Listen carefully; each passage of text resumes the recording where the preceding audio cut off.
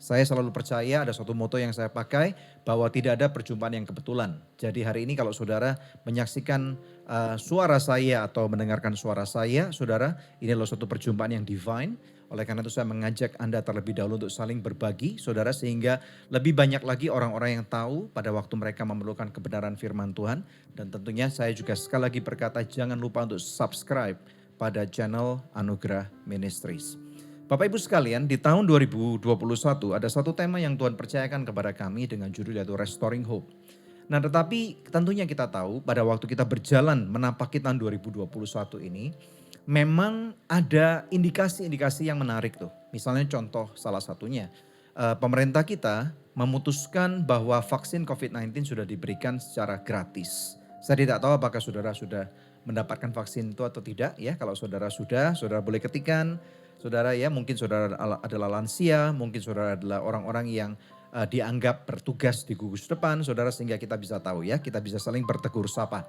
Kalau saya secara pribadi pada waktu recording ini atau pada waktu rekaman ini dilakukan, saudara ya, kita belum, saya dan istri saya belum mendapatkan vaksin itu, tetapi sepertinya minggu depan kami akan mendapatkan kesempatan untuk mendapatkan vaksin COVID-19. Haleluya. Nah, topik khotbah yang saya siapkan buat saudara pada saat ini berjudul memulihkan kembali harapan yang terhilang. Saudara, ini perlu kembali untuk kita pelajari, saudara ya. Ada satu kebenaran firman Tuhan yang akan kita baca bersama-sama. Yuk kita lihat dari Yosua 7. Yosua 7 ayat yang pertama, saya mengajak saudara untuk membacanya sampai dengan ayat yang keempat. Yang siap katakan amin. 2, 3. Tetapi orang Israel berubah setia dengan mengambil barang-barang yang dikhususkan itu karena Akan bin Karmi bin Sabdi bin Zera dari suku Yehuda mengambil sesuatu dari barang-barang yang dikhususkan itu. Lalu bangkitlah murka Tuhan terhadap orang Israel. Ayat 2. Yosua menyuruh orang dari Yeriko ke Ai yang terletak dekat Bet Awen sebelah timur Betel dan berkata kepada mereka, demikian, pergilah ke sana dan intailah negeri itu. Maka pergilah orang-orang itu ke sana dan mengintai kota Ai. Kemudian kembalilah mereka kepada Yosua dan berkata kepadanya, tidak usah seluruh bangsa itu pergi. Biarlah hanya kira-kira 2 atau 3 ribu orang pergi untuk menggempur Ai itu. Janganlah kau susahkan seluruh bangsa itu dengan berjalan ke sana, sebab orang-orang di sana sedikit saja. Ayat 4. Maka berangkatlah kira-kira 3.000 orang dari bangsa itu ke sana, tetapi mereka melarikan diri di depan orang Ai. Ayat 5, saudara ya. Sebab orang-orang Ai menewaskan kira-kira 36 orang dari mereka. Orang-orang Israel itu dikejar dari depan pintu gerbang kota itu sampai ke Sherabim dan dipukul kalah di lereng. Lalu tawarlah hati bangsa itu amat sangat. Nah, kita berhenti di sana, saudara. Ya, ini ada suatu kisah yang menarik. Saudara, kalau saudara melihat satu kisah daripada seseorang yang bernama Yosua, saudara. Ya, kita tahu bahwa kalau mendengarkan kisah Yosua ini sangat identik banget misalnya dengan yang pertama, dia adalah bagian daripada 12 mata-mata yang dikirim oleh Musa untuk mengintai tanah perjanjian. Kemudian yang kedua, Yosua adalah penerus Musa, seorang yang dipakai Tuhan dengan luar biasa pada zamannya yang selalu menggambarkan tentang generasi muda. Kemudian yang ketiga, identik banget dengan bagaimana satu peperangan yang sangat ikonik. Yang mana orang-orang Israel mengalahkan orang-orang Yeriko dengan tembok pertahanan yang sangat gede, saudara ya. Tetapi dengan kuasa Tuhan yang sangat luar biasa, bagaimana kemudian Yosua ini bersama dengan rombongan orang-orang Israel kemudian berhasil mengalahkannya. Kemudian yang keempat, tentunya kita ingat ada satu ayat firman Tuhan yang mengatakan bahwa aku dan seisi rumahku kita akan memilih untuk melayani Tuhan. Yang percaya katakan amin. Nah, dari pengertian-pengertian ini kita melihat ada satu journey yang sangat menarik banget. Nah, saudara, Yosua pasal yang ke-7 yang baru kita baca itu tepat terjadi pada waktu setelah mereka mengalahkan bangsa Yeriko atau orang-orang Yeriko.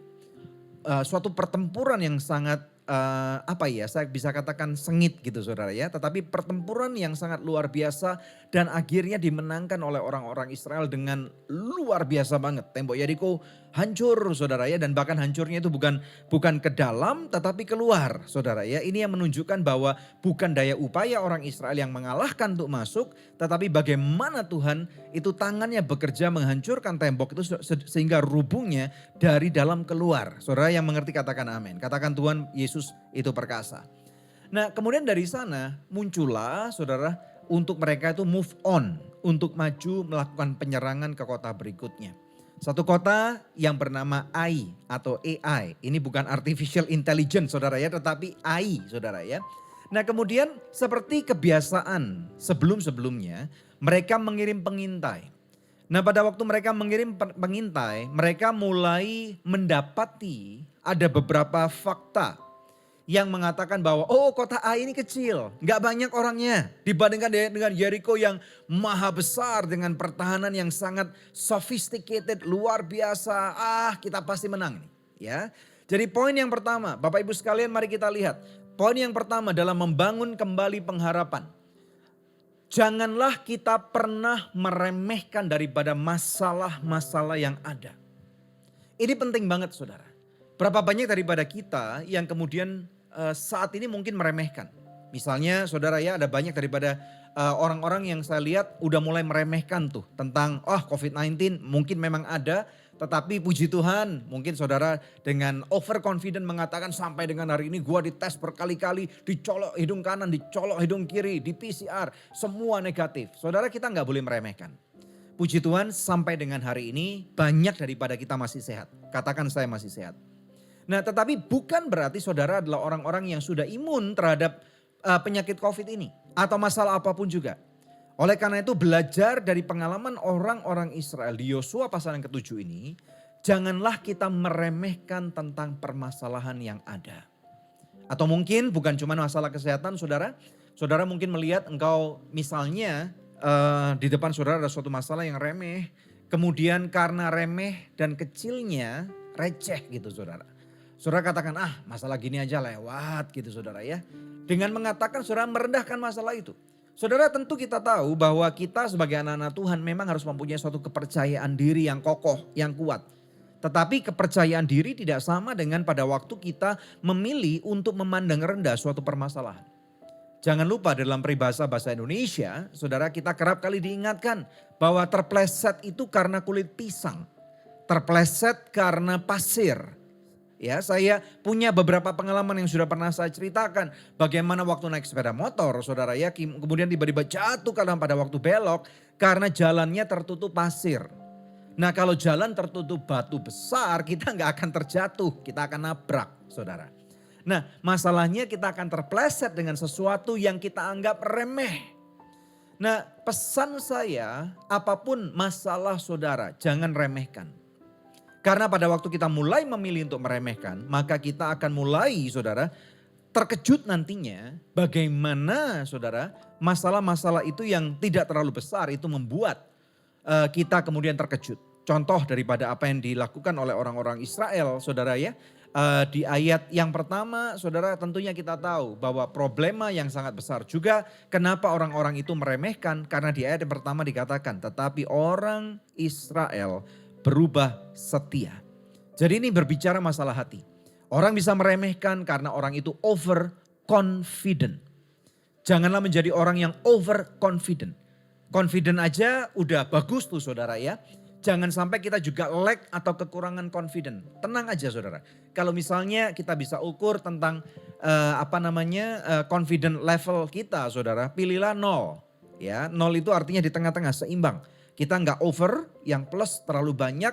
Kita nggak juga mau lack of confidence yang kiri, saudara ya. Sehingga meter kita negatif, tetapi pilih aja 0, saudara. Sehingga artinya kita tidak mudah untuk diombang-ambingkan oleh perasaan kita, oleh fakta-fakta yang dibangun narasi-narasi yang salah. Yang kerap kali saudara menyudutkan tentang kondisi kita atau mungkin mencoba untuk membesarkan hati kita. Sehingga pada waktu kita misalnya kokoh di dalam Tuhan, kita tidak diombang-ambingkan oleh apapun juga. Nah karena masalah ini yang terjadi saudara. Fakta mengatakan, oh bangsanya nggak banyak, musuhnya cuma sekitar jauh lebih kecil. Memang di sana tidak tertulis berapa banyak jumlah musuhnya. Tetapi apabila dibandingkan dengan kondisi sebelumnya tentang orang-orang Yeriko, mereka mengambil keputusan tidak usah banyak-banyak. Kirim aja 2.000 atau 3.000. Saudara, di sana tidak tertulis bahwa mereka berdoa. Di sana tidak lagi tertulis bahwa mereka mencari Tuhan. Di sana mereka tidak lagi memikirkan strategi apa yang kira-kira cocok.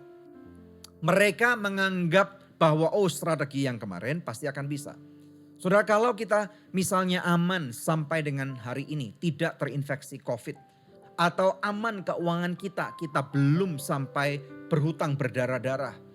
Kalau misalnya aman anak kita masih sekolah, saudara ya. Pesan saya adalah tetap cari dan utamakan Tuhan. Katakan saya harus mau utamakan Tuhan. Nah kalau orang-orang Israel pada waktu itu misalnya mengingat akan Tuhan dan bertanya musuh besar, musuh kecil.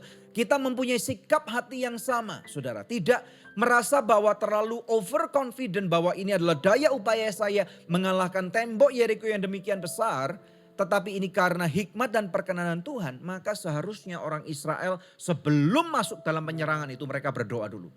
Mereka minta hikmat dulu. Karena mereka sudah berubah hatinya, mereka menjadi overconfident, mereka tidak lagi mencari Tuhan. Mereka mengirimkan sekitar 2.000-3.000 pasukan, tertulis di Alkitab kita ada 3.000 pasukan. Mereka berusaha menyerang, menggempur kota Ai dengan semangat yang membara saudara. Tetapi apa yang terjadi? Orang Ai juga gak mau dikalahkan begitu aja. Mereka menyerang balik dan kemudian tercatat dalam Alkitab kita, terbunuhlah beberapa orang Israel. Berapa banyak? Tidak banyak menurut saya. 36. Dalam suatu peperangan apalagi zaman itu saudara ya. Zaman kuno, zaman barbarian ya saya bisa katakan seperti itu. Kalau misalnya yang terbunuh hanya 36 dari 3.000 pasukan yang dikirim. Coba saudara hitung-hitungan. Ya dari 36 dibagi 3.000 itu casualty rate-nya hanya 1,2%. Kecil sekali loh. Tetapi hal itu sudah membuat orang Israel hatinya hancur. Saudara, mereka tidak lagi percaya diri. Nah ini yang kerap kali terjadi pada waktu kita overconfident dan kemudian kita gagal untuk mencapai apa yang sudah dengan sangat yakin kita lakukan. Kita tidak lagi mencari Tuhan, kita tidak lagi mengingat Tuhan. Saudara berhati-hati karena itu merupakan titik kejatuhan daripada kita.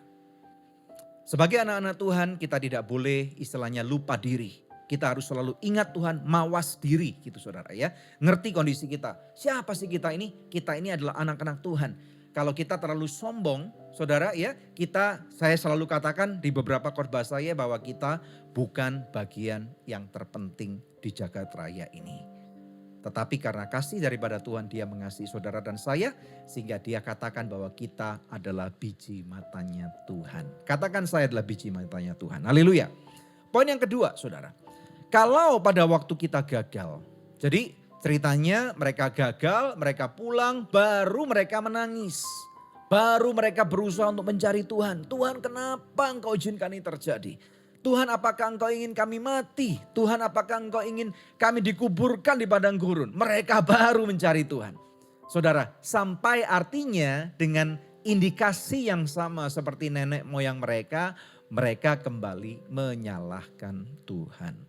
Poin yang kedua, pada waktu kita mempunyai permasalahan dan udah masuk nih saudara ya. Jadi ceritanya tadi menghadapi masalah, kemudian yang kedua sudah terjebak dalam masalah. Poin yang kedua saya mengajarkan kepada saudara, jangan menyalahkan Tuhan. Menyalahkan manusia lain pun kalau bisa sudah jangan. Karena apa saudara? Karena kalau kita mempunyai satu tendensi sebagai manusia kita gak pernah mau disalahkan. Selalu bukan salahnya saya pak. Salahnya teman saya nih, karena dia seenak sendiri. Salah investor, salah pasar, salah ini, salah itu. Semua orang bisa disalahkan kecuali saya. Dan ujung-ujungnya kalau seperti itu, kita akan nyalahkan Tuhan. Sama seperti orang Israel. Kenapa Tuhan? Apakah Tuhan ingin kami dikubur di padang gurun?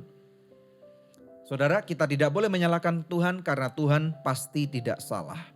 Nah inilah saya katakan sebagai kecenderungan daripada manusia yaitu kita mudah lupa diri. Katakan saya mudah lupa diri. Bagaimana dengan Anda? Berapa banyak di antara saudara yang selama 1 minggu terakhir, 1 bulan, 3 bulan terakhir ini karena suatu pencapaian tertentu akhirnya membuat saudara lupa diri. Sehingga saat ini engkau mempunyai masalah yang sangat berat, masalah yang sangat serius, engkau mempunyai tendensius untuk menyalahkan orang lain atau bahkan nyalain Tuhan. Pesan saya di poin yang kedua ini adalah libatkan Tuhan di dalam setiap tingkah laku, pemikiran, dan strategi saudara. Buka bersama dengan saya dalam kitab Amsal. Amsal 3 ayat 5 sampai dengan 7. Ini satu ayat yang menjadi salah satu pedoman kehidupan saya. Saya masih ingat saudara pada waktu anak saya yang pertama ulang tahun. Waktu itu di tahun 2000 saudara ya. Memang belum zaman digital seperti sekarang. Saya buatin suatu video klip dengan ada satu narasi saudara ya. Semoga videonya masih ada tuh. Karena waktu itu masih direkam di VCD saudara ya.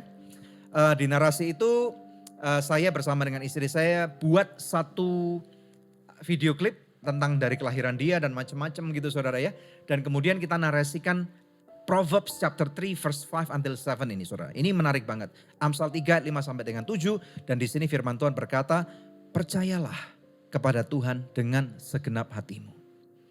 Dan janganlah bersandar kepada pengertianmu sendiri.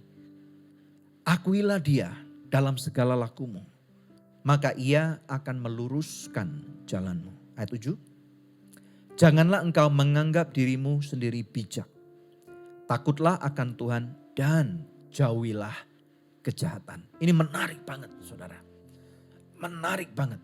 Bagi saya secara pribadi saudara, kalau kita berhasil melakukan firman Tuhan yang ini aja, saudara, yang ini aja, sepertinya ini akan membuat jalan kehidupan kita lebih selaras dengan apa yang menjadi kehendak Tuhan. Betul nggak saudara ya? Menarik banget. Nah, jadi pembelajaran kita pada saat ini, kalau kita lagi bermasalah, yuk koreksi saudara, koreksi diri. Orang yang gagal mengkoreksi diri ibaratnya adalah orang yang pada waktu pagi saudara pergi bekerja, saudara keluar dari rumah tanpa memeriksa cermin. Nah, tetapi pada waktu kita memeriksa cermin, loh iya saya ingat saya belum mandi, misalnya seperti itu saudara ya. Loh saya ingat saya masih pakai piyama nih sekarang saudara, misalnya seperti itu. Oh saya ingat misalnya yang cewek-cewek biasanya, saya lupa pakai lipstick misalnya. Oh saya lupa rambut saya misalnya masih roll-rollan, ada nggak seperti itu saudara? Beberapa wanita pada waktu misalnya dia habis mandi saudara, misalnya nggak sempat ke salon atau misalnya dari pagi udah di roll duluan atau misalnya semalam dari tidur udah di roll duluan saudara. Biasanya beberapa wanita-wanita atau ibu-ibu seperti itu saudara ya, di roll gitu ya. Kemudian saking keburu-burunya, kemudian saking apa ya saudara ya, udah terpepet waktu, kemudian lupa berangkat masih ada roll-rollannya. Saudara ya, kalau misalnya seperti itu yang terjadi apa? Kita akan diketawain banyak orang. Nah makanya kita perlu bercermin, satu-satunya cermin kehidupan yang terbaik adalah firman Tuhan. Makanya sangat penting sekali saudara untuk kita ini berusahalah pada waktu supaya kita tidak menyalahkan orang lain atau bahkan menyalahkan Tuhan. Milikilah waktu untuk merenung. Ini penting. Di kantor kami pada hari-hari ini kami lagi berbicara dan bahkan mengajarkan kepada tim kami saudara. Milikilah waktu untuk merenung. Bagaimana dengan saudara ya? Sudahkah firman Tuhan menjadi perenunganmu? Atau mungkin pertanyaannya saya bisa tanyakan, apakah yang menjadi perenunganmu pada hari-hari ini? Apakah masalahmu menjadi perenunganmu saja? Atau saudara, firman Tuhan, saudara engkau cari ada masalah yang ada, kemudian engkau cari kebenaran firman Tuhan untuk perenungan saudara, untuk engkau introspeksi, salah saya di mana ya? Kekurangan saya apa ya? Kelemahan saya apa ya? Kenapa kok masalah ini menjerat diri saya? Kenapa kok pacar saya ninggalin saya? Kenapa kok saya gonta-ganti pacar? Atau mungkin orang yang sudah tahap lebih dewasa lagi, kenapa kok saya jatuh terus kepada dosa yang sama? Dosa seksual misalnya, perjudian misalnya, menggunakan narkoba misalnya. Kenapa kok saya selalu misalnya punya kelemahan, kredit card saya selalu over limit misalnya. Seperti itu, overspending. Masalahnya di mana, saudara? Kalau selama kita tidak menemukan akar daripada permasalahan, maka akan sangat sukar untuk kita menyadari sebenarnya titik lemah kita ada di mana. Demikianlah yang harus dilakukan seharusnya dengan orang-orang Israel, tetapi mereka tidak melakukannya terlebih dahulu, saudara. Masih untung pada waktu mereka akhirnya punya masalah, mereka kembali ingat kepada Tuhan karena mereka terantuk kepalanya dengan sebuah batu yang sangat gede. Atau mungkin saya bisa katakan terantuk sebuah batu yang cukup kecil namanya Ai. Kalau kalah dengan Yeriko, pantaslah. Wong menang lawan Yeriko, kalah lawan Ai, malu saudara. Nah kemudian Bapak Ibu sekalian pada waktu mereka akhirnya melakukan perenungan, saudara di sana mulailah terkuak. Tuhan mulai menunjukkan sebenarnya titik akar permasalahan daripada kekalahan mereka itu apa. Saudara pasti tahu cerita ini. Kalau saudara lupa, saudara nanti buka kembali Yosua 7 karena sepertinya cerita ini tidak banyak dikhotbahkan karena yang lebih banyak dikhotbahkan pasti tentang kemenangannya melawan Yeriko, bagaimana kemudian mereka melewati Sungai Yordan di sana itu berhenti mengalir, saudara ya, dan lain sebagainya. Di sini ada suatu cerita di mana ada satu orang bernama Akan yang kemudian didapati mereka melanggar ketentuan Tuhan. Tetapi ingat saudara, sebenarnya yang salah bukan cuman akalnya yang paling fatal saya katakan. Karena tadi di ayat yang pertama daripada Yosua 1 sudah dimulai dengan kata-kata mereka berubah setia. Berubah setia itu artinya apa saudara? Artinya yaitu tidak setia. Kenapa orang bisa menjadi tidak setia? Menurut saya karena mereka sudah tidak lagi percaya akan Tuhan. Kalau saudara misalnya mau percaya kepada Tuhan, mau melibatkan Tuhan, maka yang terjadi artinya saudara percaya. Saudara tidak akan berlaku seperti Akan, yaitu mencuri. Ya, saudara konteksnya memang bukan cuma mencuri saja, tetapi dosa-dosa yang lain. Perlu kita ingat di hadapan Tuhan tidak ada dosa kecil dan dosa besar loh ya. Tidak ada yang namanya dosa putih, dosa hitam, itu tidak ada saudara. Dosa is dosa, kita harus ingat ini. Nah oleh karena itu pada waktu kita mau percaya kepada Tuhan, melibatkan Tuhan, sekarang kita masuk poin yang ketiga. Pada waktu Tuhan menegur, saudara, ya nomor 3 ini adalah poin ketiga berkata, terbukalah akan teguran. Berapa banyak dari kita sampai dengan hari-hari ini kita masih mau menjadi orang yang bisa ditegur. Memang betul saudara, tergantung siapa diri kita atau predikat kita apa. Kalau kita merasa, wah gua udah orang besar, gua udah orang berhasil, gua udah konglomerat, gua udah orang pintar, gua udah jenderal bintang 2, bintang 3, bintang 4, atau bintang 7 gitu saudara. Pusing kalau bintang 7 itu saudara. Ya, kemudian mengatakan saya tidak lagi bisa ditegur. Waduh saudara kalau kita udah tidak bisa lagi ditegur, lagi-lagi itu adalah titik daripada sebuah kejatuhan. Berhati-hati Bapak Ibu sekalian, jangan sampai kita menjadi orang yang tidak bisa ditegur. Ditegur oleh siapa Pak Daniel? Ditegur mungkin oleh manusia. Tuhan bisa mengirimkan seseorang. Indirectly atau directly. Apakah orang itu sadar dikirim oleh Tuhan ataupun tidak. Ini nomor 2. Tetapi Tuhan bisa pakai faktor manusia. Mungkin orang yang dekat dengan kita. Mungkin sahabat kita. Mungkin istri kita. Mungkin suami. Mungkin anak-anak. Mungkin orang tua kita. Betul saudara? Ya. Yang mana orang itu bukan hanya bertujuan untuk cuman asal yes aja dengan saudara. Kalau zaman dulu ada istilah ABS, asal Bapak senang. Jadilah orang yang dapat ditegur saudara. Karena orang yang menegurnya dengan intention atau dengan hati tidak untuk menghancurkan saudara. Saudara kan pasti tahu nih orang-orang mana nih. Tetapi kalau saudara hanya mau disenangkan supaya orang berkata oh enggak apa-apa, oh enggak apa-apa. Di zaman Alkitab ada banyak nabi-nabi palsu. Salah satu indikatornya adalah pada waktu mereka tahu kondisinya tidak baik. Mereka tahu bahwa Tuhan tidak berkehendak. Tuhan gak ngomong A tetapi kemudian mereka berkata pada waktu ada raja yang kalau bahasa Indonesia dikatakan solim gitu saudara. Raja yang tidak takut akan Tuhan. Mereka mencari dan bertemu dengan nabi-nabi palsu ini. Kemudian yang mereka harapkan adalah apa yang telinga mereka mau dengar. Pergilah kamu karena Tuhan berkenan. Kamu gak salah. Kamu memang luar biasa, Tuhan memilih kamu. Saudara kita gak bisa menjadi orang-orang yang seperti itu. Berhati-hatilah dengan orang yang selalu menyanjung saudara. Saya ulang. Berhati-hatilah dengan orang yang menyanjung saudara. Maksudnya apa nih saudara? Ingat ya, kita belajar dari sosok yang luar biasa yakni Tuhan Yesus. Beberapa hari sebelum dia disalibkan, dia masuk ke kota Yerusalem. Dia masuk Saudara seperti biasanya, tetapi orang-orang udah mulai recognize bahwa Yesus bukan manusia biasa. Sehingga akhirnya saudara diberikan taman daun-daun palem itu mulai ditaruh di tanah saudara ya. Sebentar lagi kita merayakan Paskah nih saudara, nggak lama lagi. Dan kemudian jubah-jubah mereka mulai ditaruh di jalan. Tuhan Yesus naik di atas keledai. Saudara, mereka meneriakkan Hosana, Hosana, terpujilah dia, anak Daud saudara ya, yang akan menjadi raja saudara. Guess what happened? Orang-orang yang sama yang meneriakkan Hosana, Hosana, terpujilah dia, Raja Yerusalem, Raja kita. Tidak lama kemudian, beberapa hari setelah itu, orang-orang yang sama ini yang meneriakkan, salibkan dia, salibkan dia, salibkan dia. Saya lebih memilih untuk ditegur orang yang mempunyai intention yang baik.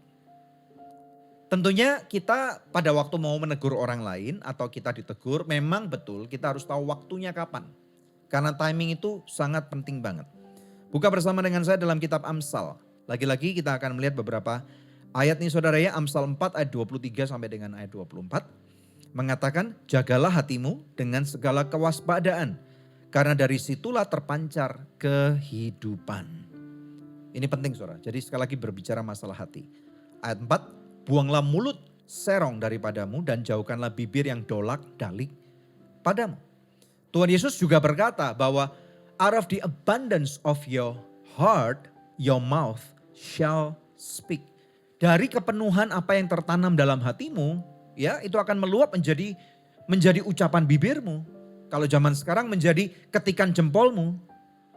Kalau orang yang saudara lihat orang itu isinya cuman galau, sumpah serapah di sosial media, dia seenaknya sendiri saudara. Dia membanggakan diri, ya hatinya seperti itu. Gak ada orang yang istilahnya berkata tingkahku gak baik tapi hatiku mulia, hatiku emas, itu omong kosong. Makanya sangat penting sekali untuk kita mau supaya harapan yang sudah hancur, saudara, harapan yang mungkin di awal tahun kita mempunyai harapan yang bagus. Tetapi ada beberapa hal yang terjadi kemudian kita merasa down kembali. Terbukalah akan teguran. Terbukalah akan koreksi. Baik itu koreksi yang diberikan oleh seorang manusia. Seseorang yang mungkin bahkan tidak selevel saudara. Bahkan mungkin levelnya lebih di bawah saudara. Mungkin 1 level, 2 level, 3 level di bawah saudara. Tuhan sanggup kok pakai siapa aja. Orang-orang yang sederhana tertulis dalam firman Tuhan untuk mempermalukan orang-orang yang menganggap dirinya tinggi. Berjaga-jaga Bapak Ibu sekalian, karena di hadapan Tuhan sekali lagi tidak ada yang namanya dosa besar atau dosa kecil. Kalau dalam konteks perjanjian lama, dari apa yang kita pelajari di Yosua 7 ini saudara, dosa memisahkan kehendak Tuhan. Dosa memisahkan hadirat Tuhan dengan orang Israel. Itu zaman perjanjian lama.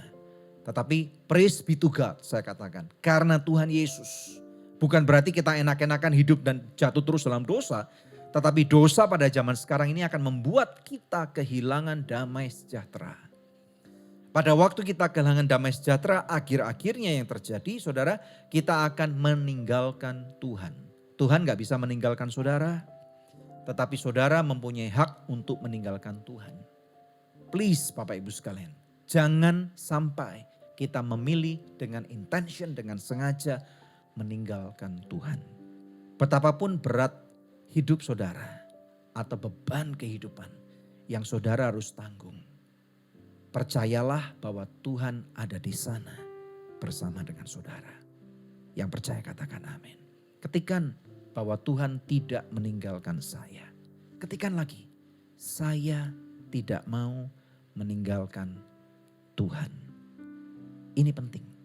Karena apa? Kita terikat dalam satu covenant dengan Tuhan. Darahnya sudah tercurah buat kehidupan kita. Bukan daya upaya kita sekarang yang matters. Tetapi apa yang Tuhan sudah lakukan. Sehingga kita mempunyai satu kebenaran yang menjadi satu fondasi dan bahkan platform saudara. Sehingga kita boleh hidup benar. Kita boleh membangun kembali harapan-harapan yang sudah hilang. Yang percaya katakan amin. Saya percaya Bapak Ibu sekalian, pandemik, there will be a point bahwa pandemik akan berakhir. Yang perlu kita lakukan sekarang adalah mulai ambil ancang-ancang. Ada amin saudara? Saya katakan sekali lagi. Pandemik suatu kali akan berakhir. Sebagai anak Tuhan kita harus bisa melihat sesuatu yang jauh ke depan. Saya berkata mengenai visi. Visi yang Tuhan sudah berikan kepada saudara, aktifkan kembali. Hidupi kembali. Udah 1 tahun lebih kita udah kehilangan kepercayaan nih saudara. Kita udah goyah. Tetapi sekarang waktunya. Tuhan bekerja mendatangkan kebaikan. Hidupi kembali visi itu. Mulai ambil ancang-ancang. Apa yang harus saudara lakukan? Mulai bertanya dengan Tuhan, Tuhan what is next? Setelah pandemik, setelah COVID-19 selesai, apa yang harus saya lakukan? Kalau saudara berhasil menangkap kehendak Tuhan setelah pandemik, saudara akan mulai membangun sesuatu.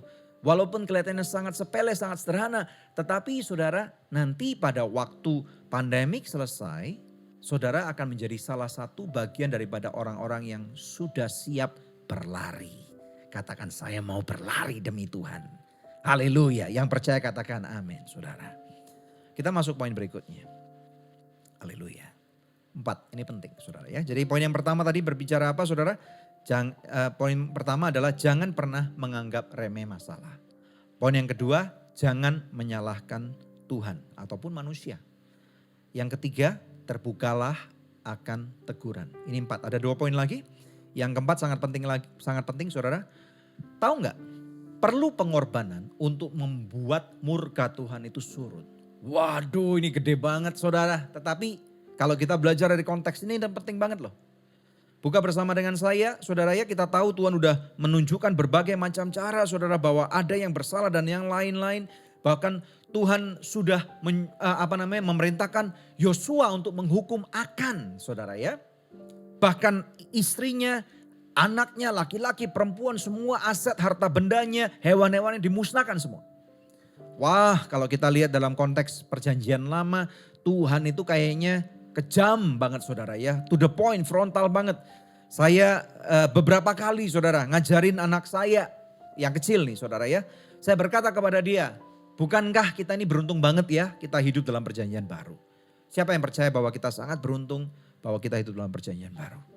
Kalau kita hidup dalam perjanjian lama bukan saudara aja deh. Termasuk saya mungkin udah hilang. Udah ditelan bumi saudara bertahun-tahun yang silam. Betul gak? Ya karena apa? Tuhan, saudara kita perlu tahu, perlu suatu pengorbanan. Perlu suatu tindakan untuk membuat murka Tuhan surut. Saya akan terangkan lebih dalam. Yuk kita lihat Yosua pasal yang 7. Kita lihat daripada ayat ke-25 mengatakan, berkatalah Yosua seperti engkau mencelakakan kami, maka Tuhan pun mencelakakan engkau pada hari ini. Wah ini PL banget, perjanjian lama banget saudara. Lalu seluruh Israel melontari dia dengan batu. Semuanya itu dibakar dengan api dan dilempari dengan batu. Wow. Sadis. Ini kalau PBB baca ini. Wah ini ham saudara. 26. Sesudah itu didirikannya di atas suatu timbunan batu yang besar. Yang masih ada sampai sekarang. Lalu surutlah murka Tuhan yang menyala-nyala itu. Oleh sebab itu nama tempat itu sampai sekarang disebut lembah Akor. Bapak ibu sekalian ini penting banget. Perlu satu tindakan untuk membuat murka Tuhan surut. Tadi saya mengatakan betapa beruntungnya kita hidup pada zaman kasih karunia ini. Saudara, tatap mata saya. Saya tidak tahu kondisi saudara. Tetapi saya katakan kepada Bapak Ibu sekalian, saudara-saudara, kakak dan adik, om dan tante. Saya merasa sangat beruntung. Saya nggak mulia saudara, saya bukan orang yang suci. Pemikiran saya seringkali jatuh dalam pemikiran yang salah. Tindakan saya mungkin berasumsi salah. Saya seringkali bahkan judging orang lain, menghakimi orang lain. Mungkin bahkan saya terbawa emosi manusiawi saya. Mungkin saya terbawa kedagingan saya jatuh dalam dosa. Dan berbagai macam lainnya. Demikian pula dengan saudara. Betul? Tetapi ada satu orang yang lebih mulia daripada Akan. Kalau Akan itu sudah dihukum mati. Murka Tuhan di perjanjian lama itu surut. Ada satu orang yang lebih mulia daripada Akan. Bahwa pengorbanannya satu kali dan untuk selama-lamanya. Dan ada tertulis dalam firman Tuhan. Bahwa Bapa memisahkan dirinya terhadap dia. Yaitu Yesus Kristus. Karena apa? Yohanes 3:16 berkata. Begitu besar kasih Allah terhadap dunia ini. Terhadap saudara dan saya. Saya tidak tahu besarnya kapasitas dosa saudara. Saya tidak tahu berapa dalam kejatuhan saudara. Dan itu membuat saudara merasa kehilangan damai sejahtera. Membuat saudara percaya bahwa Tuhan meninggalkan engkau. Wait a minute, tunggu dulu. Tuhan tidak meninggalkan engkau. Karena ada seseorang yang sudah berkorban lebih besar daripada akan. Yaitu Tuhan Yesus Kristus. Dia berkata sudah lunas. Sudah selesai. Dia bayar semua tindak tanduk kita. Tindak tanduk saudara dan tidak tanduk saudara. Semua yang membawa kutuk. Semua yang membuat kita menjadi jahanam. Semua yang membuat kita harusnya masuk dalam penjara dunia ini. Atau mungkin saudara dalam penjara dunia. Yang harusnya engkau masuk dalam penjara kekal di api neraka. Tetapi sekarang sudah ditebus dengan darah yang mahal. Oleh Tuhan kita Yesus Kristus. Yang percaya katakan amin. Yang percaya katakan amin. Katakan haleluya. Katakan terima kasih Tuhan Yesus. Karena engkau sudah membayar lunas dosa, kutuk, kebodohan, semua apapun yang saudara dan saya pernah lakukan. Amin. Saudara, ini penting banget. Ini menjadi pivot point atau titik balik kita. Karena dengan ini Tuhan Yesus bukan cuma mati di kayu salib. Akan mati saudara Tuhan Yesus. Tuhan pada zaman perjanjian lama murkanya surut. Tetapi bukan itu saja. Sekarang di perjanjian baru pada waktu Tuhan Yesus mati. Dia dibangkitkan. Ada Roh Kudus yang sekarang sudah diberikan buat kita. Bersama dengan engkau. Roh Kudus adalah roh yang baik. Penolong, counselor, saudara, penghibur. Dia akan mengingatkan saudara tentang kebaikan Tuhan. Dia akan mengingatkan saudara tentang apa yang menjadi visinya Tuhan buat saudara. Dan saya sungguh percaya bahwa dia ada bersama dengan saudara. Haleluya. Yesaya 53 mengatakan kutuk kita sudah ditanggungnya. Berapa banyak yang senang banget mendengarkan berita bahagia ini. Ini berita bahagia saudara. Berita yang gak bisa dibuat-buat. Saudara kalau saudara punya hutang miliaran. 10 miliar aja. Dan saudara harus tanggung beban hutang. Gak usah banyak-banyak. 10% per tahun. Dan saudara gak bisa bayar dan itu menjadi hutang bunga berbunga. Aduh, kepala mau pecah. Apalagi kalau hutang dosa. Excuse me. Betapa beruntungnya kita bahwa kutuk kita ditanggungnya. Puji Tuhan Bapak Ibu sekalian, kita masuk poin yang terakhir, poin yang kelima. Kalau karena Tuhan murkanya sudah surut, maka sekarang dia bersuka kepada saudara. Poin yang kelima mengatakan bahwa dia sanggup memberikan strategi yang baru. Yang percaya katakan amin. Inilah bangkitnya daripada sebuah pengharapan. Apapun pengharapan saudara. Shake your dust. Dari abu menjadi kemenangan. Dalam salah satu ayat di kitab Yesaya dikatakan from ashes to victory. Ada kemenangan yang Tuhan mau siapkan buat anak-anaknya. Tuhan sanggup memberikan harapan dan strategi baru. Yosua 8 ayat yang pertama. Firman Tuhan di sana berkata kepada kita.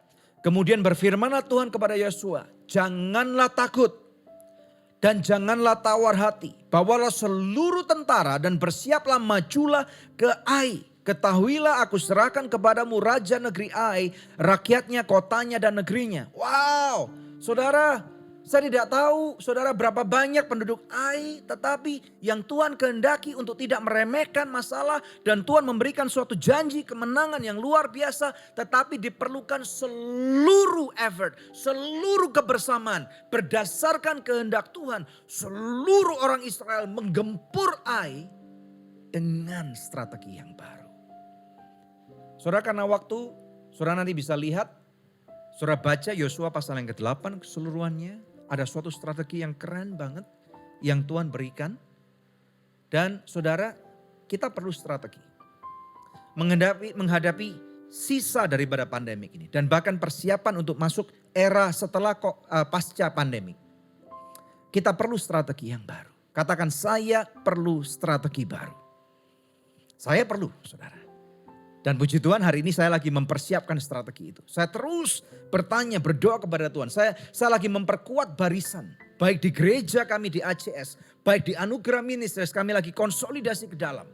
Kami lagi konsolidasi keluar. Bukan cuma ke dalam. Kita perlu konsolidasi ke dalam. Kita perlu konsolidasi keluar. Kita perlu melihat musim kehidupan. Kita perlu mempersiapkan barisan kita. Kita perlu membangun sesuatu saudara. Build from the ground up. Persiapkan dari tanah, gak ada apa-apanya sampai apa yang menjadi kehendak Tuhan digenapi pada kehidupan saudara. Di akhir kata Bapak Ibu sekalian, percayalah. He is the God of restoring hope. Percayalah bahwa Dia tidak mampu ninggalin saudara. Karena Dia sudah terlanjur cinta kepada saudara. Cintanya kepada saudara itu kekal. Dan Dia sudah tunjukkan, Dia bayar lunas. Dan selama ada nafas kehidupan di dalam raga kita, kita tidak boleh menyerah. Katakan, saya gak mau nyerah. Bapak Ibu sekalian, saya rindu berdoa bagi saudara. Kita memang tidak bisa berjumpa muka dengan muka pada saat ini. Tetapi saya percaya di mana saudara berada dan di mana kita berada, Tuhan ini ada di tengah-tengah kita. Angkat tangan saudara. Mari Bapak Ibu sekalian, apapun yang menjadi kerinduan saudara-saudara boleh ketik sekarang. Apakah engkau mau disembuhkan dari sakit? Apakah engkau mau dipulihkan daripada harapan yang hilang? Apakah keuanganmu morat-marit? Apakah keluargamu hancur? Apakah bisnismu macet? Apakah Tuhan sudah memberikan indikasi-indikasi akan ada investor baru? Apapun saudara, apakah pelayananmu akan Tuhan berkembang luar biasa? Yuk saudara, angkat tanganmu. Let's build our hope from the ground up. Mari kita angkat tangan. Bapa, dalam nama Yesus, berdoa untuk jemaatmu, untuk kekasih-kekasihmu. Kami bersyukur bahwa kami punya Tuhan yang hidup. Kami bersyukur karena Engkau mahir dalam membuat strategi yang benar. Kami bersyukur karena Engkau sudah memilih mati buat kami. Mari Bapa, Engkau lawat anak-anak-Mu, Engkau jamah mereka. Kami percaya bukan cuma Engkau hendak memulihkan mereka, tetapi Tuhan periksa hati kami. Kami gak mau nanti kami menjadi orang-orang yang tinggi hati, menjadi orang-orang yang sombong, menjadi orang-orang yang lupa akan Engkau. Tetapi Tuhan, kami minta, tolong kami Bapa. Buat kami mengerti tentang kondisi hati kami. Buat kami supaya kami selaras dengan kehendak-Mu. Bukan kehendak kami yang terjadi, tetapi kehendak-Mu yang mulia terjadi. Bantu kami untuk menyelesaikan penyelarasan dalam hubungan suami istri kami terhadap kerajaan-Mu. Terhadap hubungan kami dengan anak-anak, dalam bisnis, keuangan kami, bahkan kesehatan kami. Biarlah kehendak-Mu yang sempurna terjadi. Mari saudara, aku melepaskan berkat ini. Terima. Di dalam nama Bapa, Putra dan Roh Kudus. Dalam nama Tuhan Yesus Kristus. Firman Tuhan mencatat engkau adalah kepala dan engkau bukan ekor. Engkau naik dan engkau tidak turun. Engkau bahkan akan menjadi berkat, engkau menjadi berbuah. Banyak orang akan diberkati karena engkau mengalami lawatan Tuhan. I bless you. Aku memberkati saudara. Pekerjaanmu akan berhasil. Sehingga engkau akan menjadi seperti orang Israel. Pada zaman Yosua pada saat itu, mereka melihat ada pemulihan yang besar, ada kemenangan yang besar. Engkau terima ini saudara, engkau terima dalam nama Yesus yang diberkati Tuhan bersama dengan kami katakan. Amin. Haleluya. Saudara, kami sangat berharap kehidupan saudara mengalami pemulihan yang sangat luar biasa. Kami sangat percaya bahwa firman Tuhan adalah iya dan amin. Kalau engkau diberkati, engkau boleh tinggalkan komentar. Atau saudara boleh ketikan bagaimana firman Tuhan atau kebenaran firman Tuhan ini dapat membangun ulang pengharapanmu yang hilang. Dan jangan lupa supaya lebih banyak lagi orang yang dapat diberkati, sharekan ulang. Bagaimana firman Tuhan ini? Saudara tahu orang-orang yang sakit, orang-orang yang kurang pengharapan, sharekan kepada mereka. Jangan cuma asal blast, tapi ketikkan saudara. Dengerin ini. Ini akan membawa kekuatan buat kamu. Percaya bahwa Tuhan hidup. Percaya bahwa Tuhan adalah Yehovah Rafa, Yehovah Nisi. Dan dia adalah El Shaddai. Be blessed. Sampai jumpa pada ibadah dan broadcast berikutnya. God bless you.